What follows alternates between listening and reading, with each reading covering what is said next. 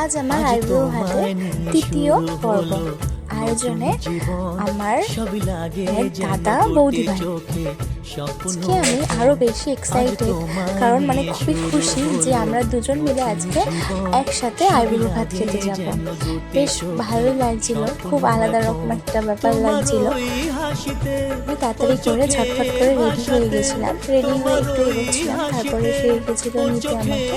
অনেকদিন পর দাদা বৌদি ভাইয়ের সাথে দেখা করে অনেক আনন্দ লাগছিল, অনেক গল্প আড্ডা হাসি নিয়ে সময়টা যাচ্ছিল।